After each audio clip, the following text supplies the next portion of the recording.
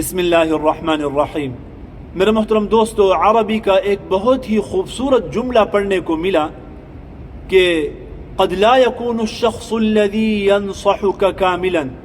ولكنه يمكن أن يعطيك الجزء الذي ينقصك، کہ ہو سکتا ہے جو شخص آپ کو نصیحت کر رہا ہے وہ خود کامل نہ ہو، مگر آپ کو کوئی ایسی بات دے دے، ایسی بات کہہ دے کہ جس کی آپ میں کمی ہو، آپ اس کی وہ بات سن کر عمل کر لیں اور آپ کامل بن جائیں۔ تو میرے محترم دوستو،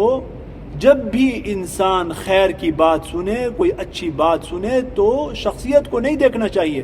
اس کو مت دیکھیں کہ کون بات کر رہا ہے، بلکہ یہ دیکھیں کہ میرے کام کی کون سی چیز ہے اور میری ضرورت کی کون سی چیز ہے کہ میں وہ لے لوں اور اس کے اوپر عمل کر لوں۔ اس لیے کہ ہم سب انسان ہیں، سب خطا کے پتلے ہیں۔ جس کو ہم عام آدمی کہتے ہیں، جو کہ نہ داڑھی کا اہتمام کرتا ہے، نہ روزے کا، نہ نماز کا، نہ مسجد کا، عام زندگی گزارتا ہے، صرف اس نے کلمہ پڑھا ہوا ہے، وہ بھی انسان ہے، اس سے بھی غلطی ہو سکتی ہے۔ اور جس کو ہم خاص انسان کہتے ہیں کہ جس نے داڑھی رکھ لی ہے،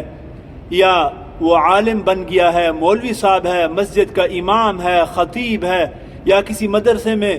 مدرس ہے،